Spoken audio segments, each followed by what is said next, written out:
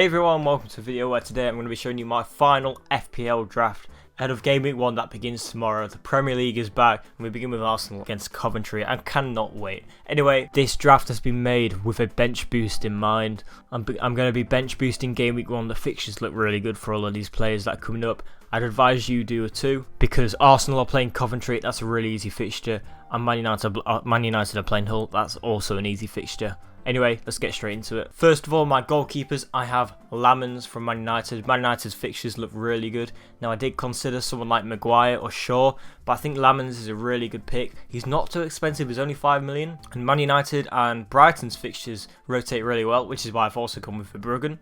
They're both really high scoring goalkeepers. Verbruggen did really well last season and Lamens did as well, which is why they're in my team. They're a good price as well. They only come to 9.5 total. Moving on to my defenders, I have Calafiori from Arsenal. I do believe Arsenal are signing Ezri Konsa, which would mean that they have two centre-backs to replace Saliba, so Mosquera and Konsa could be fighting for the same position.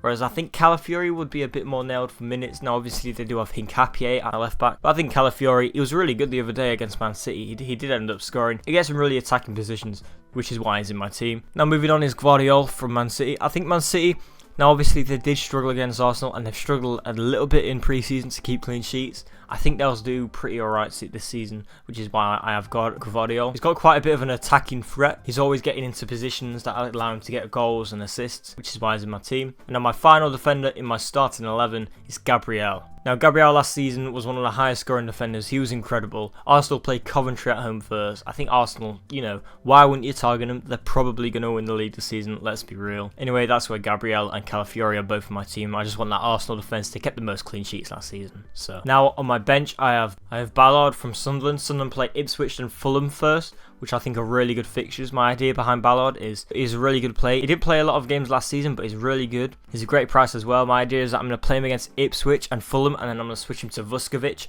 who has two easy fixtures. I think he plays Leeds and Coventry, so I'll be able to rotate them like that. It should be a sideways move because they're both 5 million right now. Obviously, prices can change. Then I also have Mihajlovic from Leeds. This Leeds defender should be really good. Mihajlovic is a DEFCON monster. He averaged around 11 defensive contributions in Serie A last season, and he actually averaged about 17.5 at the World Cup over the summer. He'll be replacing Struijk in the Leeds backline, so he should be pretty good for defensive contributions. I really like the starting Leeds fixtures as well. I could always change him out for someone else. Now, moving on to my midfield, I have Szoboszlai. Szoboszlai, he's on all of the set pieces. He's on the corners. He's on the direct free kicks. He's on indirect free kicks. I do not know why you wouldn't have him. Now, obviously, we're not too sure where he plays. For 0.5 million more, it might be worth bringing in Wirtz, just because Wirtz has a higher chance of scoring or getting an assist from open play. And we don't really know where Szoboszlai is going to play. He could be playing on the wing, he could be playing right back, or he could be playing defensive midfield. In defensive midfield, it's not too great for defensive contributions, which makes me think that it might not be worth it. So potentially, I could look to upgrade him to Florian Wirtz. Now, another midfielder I've got is Zolis from Arsenal. He just had an absolutely wonderful season. In pre-season, he's been doing really well for Arsenal. I think for the first few game weeks, he'll be nailed for minutes. He'll be playing a lot. You've got people like Eze and Madueke who haven't come back from the World Cup yet, so I think he'll be pretty nailed to play. And also, he looks absolutely class, and he fits into the Arsenal system just really well. And he's playing Coventry at home, which is a great fixture. Now, moving on is Sangare from Brentford. Now, this guy is a DEFCON monster. He played for Lens last season. They came second in League One. He was always stepping up. He averaged around 14 defensive contributions last season, which is really good. Obviously, they only need 10 to get the defensive contribution points. The fixtures for Brentford look really good as well.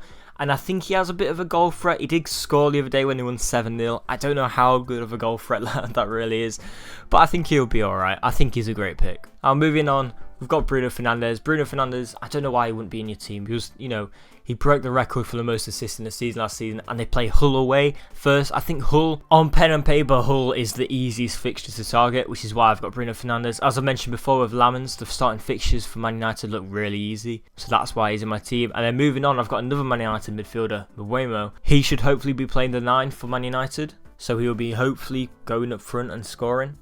Now, there's a bit of a minutes risk around him, but again, I think maybe he's worth just for the first few because they play Hull, Ipswich and Everton. He is 8 million, maybe he's not going to end up being worth the price, but I think for the first few matches, he could really be worth it. Now, moving on to my forwards, I have Alexander Isak. Now, everyone says Isak flopped at Liverpool, which, he didn't do great, I'll admit that. And however, He did get injured last season, so he was out for quite a while. If you ignore last season, however, and you take the 2 prior to it, he scored over 20 goals. He could do that again. I think, you know, you have people like Florian Wirtz that are coming into form. I think Liverpool's got a new manager. They could do really well. Liverpool's starting fixtures are really good as well. Because I have Alexander Isak and Szoboszlai, no matter what, one of them two are going to be on penalties. We're not really sure who's going to be on the penalties, but no matter what, it's going to be one of them two. So I do have Liverpool penalties nailed. The fixtures are great. He's a bit expensive. Honestly, I think he can be really good. You know, he's a bit different. Not many people agree with me, but I think he's really good. Now, my next forward is João Pedro. Personally, I think João Pedro is more essential to people's teams than Haaland. If you do not have João Pedro, I don't understand why not. Everyone's predicting Chelsea are going to do really well this season. João Pedro's been extremely good in the pre-season. He's been scoring a lot. And they also play Hull Gameweek 4 at home. Again, on pen and paper, that is the best fixture that you can possibly have. João Pedro is probably going to be my captain then. He's only 7.5 million. I think he should be about 8 million, but he's been a bit underpriced in my eyes. Anyway, that's why he's in my team. He's just a really solid forward to have. Then on my bench, I have Calvert-Lewin. Out of all the 6 million forwards, I think Calvert-Lewin is the safest option to pick, and that's why I've gone with him, because he's probably going to be on my bench from time to time. However, I'll be able to bring him out to play him for good fixtures. The starting fixtures for Leeds, as I mentioned with Mohamovic, are pretty good as well. That's why he's in my team. Calvert-Lewin, he's on penalties. Now, obviously, there's people like Igor Jesus that you could consider, or Asula, who I think could also be really good. But I've gone with Calvert-Lewin. He had a really strong season last. I think he could do the same again. Anyway, guys, that is my final FPL draft. I hope you enjoyed this video. If you did, or you found it useful, leave a like and subscribe. That'd be greatly appreciated. And if you have any suggestions or any questions, leave them down below. I will read and reply to every single one. Anyway, I'll see you all later. Bye.